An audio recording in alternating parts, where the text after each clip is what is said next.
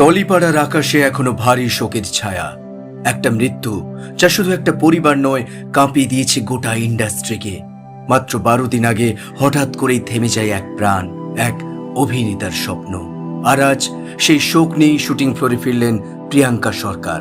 প্রশ্ন উঠছে, এটা কি শুধুই পেশাদারিত্ব, নাকি এর পেছনে লুকিয়ে আছে আরো বড় কোনো চাপ বা অজানা কোনো গল্প?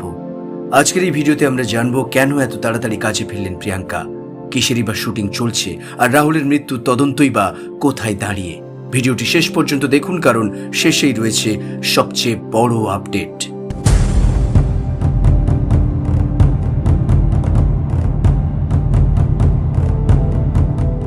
গত 29শে মার্চ তালসারের শুটিং লোকেশন, সেখানেই ঘটে যায় এক ভয়াবহ ঘটনা। অভিনেতা রাহুল অরুণোদয় ব্যানার্জির আকস্মিক মৃত্যু। এই খবর মুহূর্তের মধ্যে ছড়িয়ে পড়ে, স্তব্ধ হয়ে যায় পুরো টলি পাড়া। আর সবচেয়ে বড় ধাক্কা লাগে তার স্ত্রী অভিনেত্রী প্রিয়াঙ্কা সরকারের জীবনে।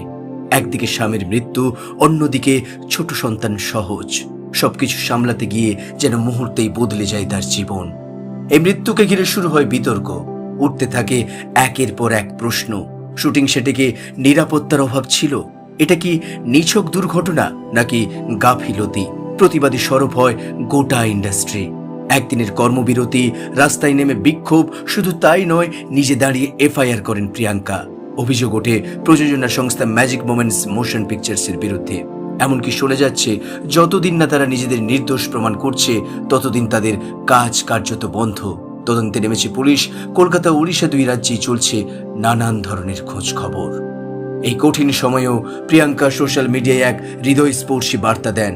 এই অকাল প্রয়াণ যেন নিছক শোকের স্মৃতি হয়ে না থাকে, এটি যেন আরো বড় কোনো পরিবর্তনের সূচনা করে। এই একটি লাইনেই যেন বোঝা যায়, তিনি শুধু নিজের জন্য লড়ছেন না, লড়ছে পুরো ইন্ডাস্ট্রির নিরাপত্তার জন্য। আর ঠিক তারপরেই সবাইকে অবাক করে দিয়ে শুটিং ফ্লোরে ফিরলেন প্রিয়াঙ্কা। সূত্রের খবর, তিনি যোগ দিয়েছেন তারকাটা সিরিজের শুটিংয়ে। এই সিরিজের প্রযোজক অভিনেতা বিক্রম চ্যাটার্জি, পরিচালনায় শ্রমিক রায় চৌধুরী। জানা যাচ্ছে মাত্র 3 দিনের শুটিং বাকি ছিল, 10, 11 এবং 13 এপ্রিল। এই 3 দিন চলবে শুটিং।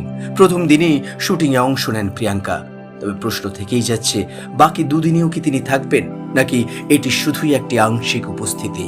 এখন সবচেয়ে বড় প্রশ্ন, এত বড় শোকের মাঝেও কেন এত দ্রুত কাজে ফেরা? এটা কি পেশাদারিত্ব, নাকি প্রোডাকশনের চাপ, নাকি নিজের শক্ত থাকার লড়াই? ইন্ডাস্ট্রিতে এর আগেও এমন হয়েছে।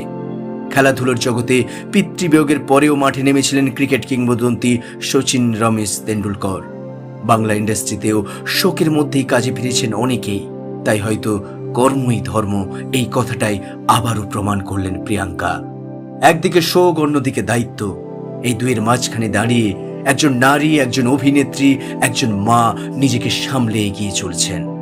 কিন্তু রাহুলের মৃত্যুর আসল সত্য কি? দোষীদের কি শাস্তি হবে? এই প্রশ্নগুলোর উত্তর এখনো বাকি। আপনি কি মনে করেন প্রিয়াঙ্কার এই সিদ্ধান্ত সঠিক না ভুল? কমেন্ট করে জানাতে কিন্তু ভুলবেন না। আর ভিডিওটি ভালো লাগলে লাইক, শেয়ার এবং সাবস্ক্রাইব করুন বেঙ্গলি নিউজ লাইভ 247 চ্যানেলকে।